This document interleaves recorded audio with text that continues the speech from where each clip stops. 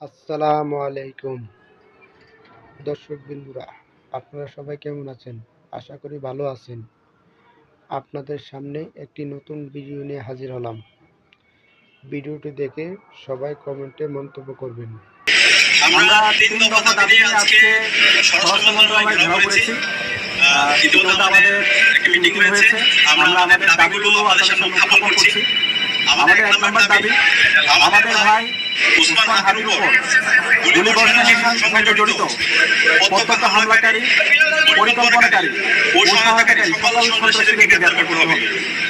গোয়েন্দা সংস্থা সহ রাষ্ট্রের সকল সংশ্লিষ্ট অর্গানকে দ্রুত জবাবদিহির আওতায় নিয়ে আসতে হবে এবং যাদের গাফিলতি প্রমাণিত হবে তাদের বিচারের মুখোমুখি করতে হবে। একই সঙ্গে যারা এই হামলাকে সমর্থন জুগিয়েছে, হাতিবাই এবং জোলাই বিপ্লবীদের হত্যাযোগ্য করে তুলেছে, সেই কালচারাল ফেসিস্টদেরকে সামাজিকভাবে বয়কট করতে হবে। এইসব ব্যবস্থা অনতিবিলম্বে দৃশ্যমান করতে হবে। ২ নম্বর দাবি, আগামী ৪৮ ঘন্টার মধ্যে নিষিদ্ধ লীগের বিরুদ্ধে এলাকা ভিত্তিক চিরুনি অভিযান শুরু করতে হবে। নিষিদ্ধ ঘোষিত সংগঠনের বিভিন্ন স্তরের সকল সন্ত্রাসীদেরকে গ্রেপ্তার করতে হবে এবং সব ধরনের অবৈধ অস্ত্র উদ্ধার করতে হবে। এই বিষয়ে সরকারের অবহেলা আমরা সহ্য করব না। ৩ নম্বর দাবি, ভারতীয় আধিপত্যবাদের বিরুদ্ধে প্রথম ও অপরিহার্য পদক্ষেপ হিসেবে খুনি হাসিনাকে দেশে ফিরিয়ে এনে তার বিরুদ্ধে মানবতাবিরোধী অপরাধের প্রদত্ত রায় কার্যকর করতে হবে। গণহত্যাকারী সন্ত্রাসীদের আশ্রয় দেওয়ার প্রতিবাদে ভারতের সঙ্গে কূটনৈতিক সম্পর্ক পুনর্বিবেচনা করতে হবে। অভিযুক্তদের ফেরত না দেওয়া পর্যন্ত কূটনৈতিক সম্পর্ক স্বাভাবিক করা যাবে না।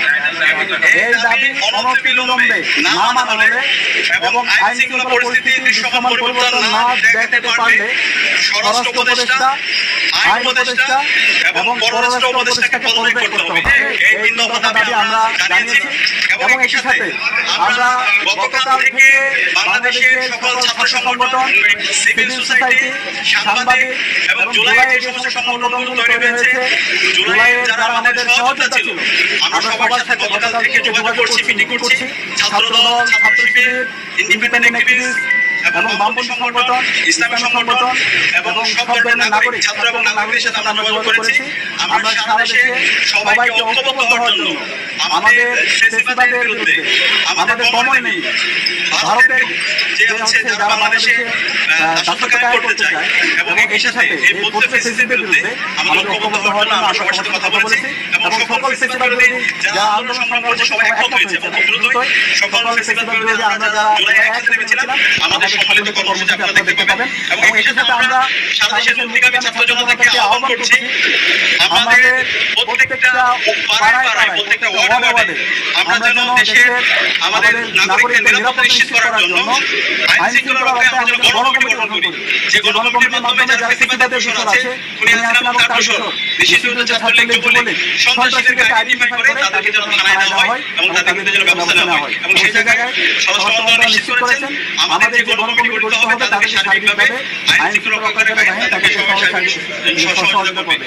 এবং যে দিল্লি আজকে খুনি হাসিনা এবং তার দোষরদেরকে, সন্ত্রাসীদেরকে আশ্রয় দিচ্ছে এবং দিল্লি থেকে আমাদের বাংলাদেশকে বিভিন্নভাবে উত্তপ্ত করার চেষ্টা করা হচ্ছে, সেই দিল্লির সাথে আমাদের যে পররাষ্ট্র মন্ত্রণালয় আছে, পররাষ্ট্র মন্ত্রণালয়ের কূটনৈতিকভাবে তাদের বিরুদ্ধে আমাদের যে সম্পর্ক সেটাকে পুনর্বিবেচনা করতে হবে। এবং আজকে আমাদের আরেকটি বিষয় আমরা নিন্দা জানাচ্ছি, প্রধান নির্বাচন কমিশনার সে আজকে একটা মন্তব্য করেছে, যে মন্তব্যে সে বলেছে ওসমান হাদির উপর যে হামলা হয়েছে সেটা একটা বিচ্ছিন্ন ঘটনা।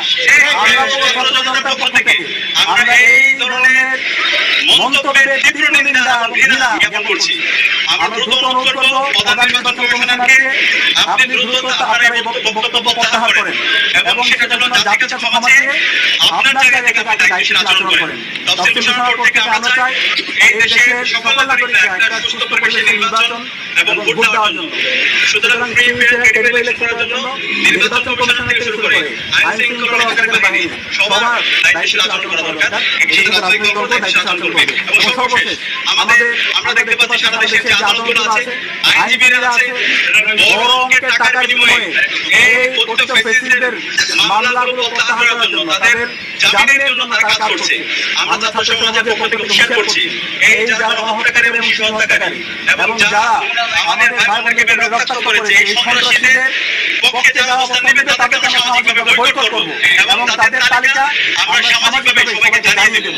এই জায়গায় এই অপরাধীদের বিচারের প্রশ্নে, খুনি হাসিনার বিচারের প্রশ্নে, নিষিদ্ধ ঘোষিত ছাত্রলীগ, যুবলীগ, আওয়ামী লীগের বিচারের প্রশ্নে এবং এই দিল্লির দাসত্বের বিরুদ্ধে আমাদের একটা জাতীয় ঐক্যমত দরকার।